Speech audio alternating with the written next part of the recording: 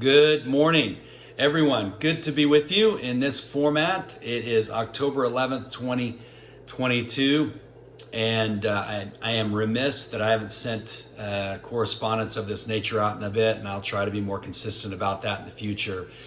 Question for you today is, what are you paying attention to? And this is maybe more on a personal side. I think any of you that know me know that I like to deal more with how we're growing as people versus what we're doing as a company. I get to focus on the company, and I know you all do as well. Like 8 hours a day, it's very seldom that we get to talk about how to improve maybe our the way we look at things. And so I want to share a quick story with you from a book that I read recently. I would highly recommend this book. I know at least one of you in the office has read it. It's called The Choice by Edith Eger. I'll set this up really quickly. I'm going to try to be pithy because I know how busy each and every one of you are, and gratefully so. So Edith Eger, this is a book about her life from prior to the Holocaust, during the Holocaust, and then after, and the things she learned from it. Early on in the book, she and her parents and one of her sisters were taken to a concentration camp, and they were processed. Her parents were killed. I know I'm talking a little bit about this. I'm trying to get through this without getting emotional because it's kind of an emotional part of the book. So bear with me. I'm going to fly through this. So they get processed, and Edith and her sister are standing outside. And if you can picture this, they're standing outside in Auschwitz, in the mud, in the cold. Their heads have just been shaved, and they're completely naked. And her sister looks at her. Her sister's holding her hair in her hand, and she says, she's just trying to hold on to some semblance of her previous life, some semblance of normality, right? And because this is shocking, it happened very, very fast. And her sister says to her, how do I look? And she said that was the bravest thing anybody had ever said. And two, that she looked like a mangy dog. She said she looked like a mangy dog. They both did. And so she responded, your eyes. She says, you have the most beautiful eyes. And she said, I never noticed how beautiful your eyes were with all of that hair.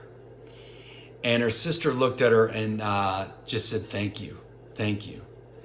And it was at that moment that Edith Eger, the 16-year-old Edith Eger, who would ultimately become a clinical psychologist later in life, way later in life, in her 60s, realized that we have a choice. Each and every one of us has a choice of what we pay attention to. And one choice is the things that we've lost, and the other choice is the things that we still have. And I have thought about this nonstop, about my own thought life. And what do I pay attention to? What do I think about?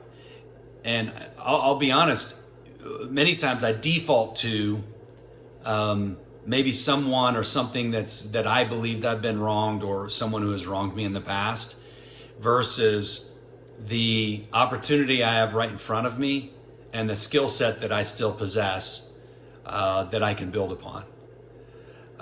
So my challenge to you, or my thought for the day today, October 11th, is what are you paying attention to at work, in life, with relationships, within your family? What are you paying attention to?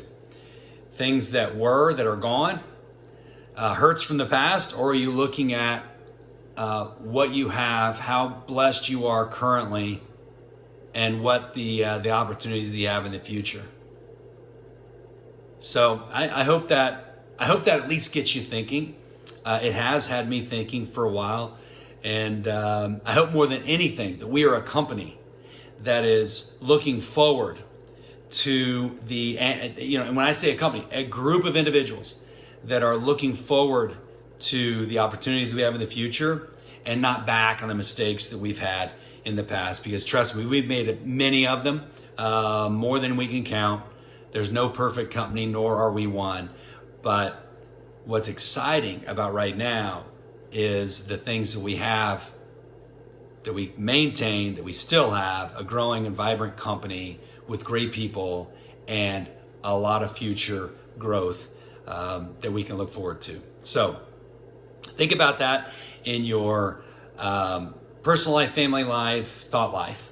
And also think about that around the office. I think it's a good thing to check ourselves when we kind of get in the wrong headspace. So hope this was helpful. I've gone over 5 minutes. It wasn't my intention, but great to see each and every one of you in this format. I can't wait to see everybody face to face soon, and have a wonderful rest of your week.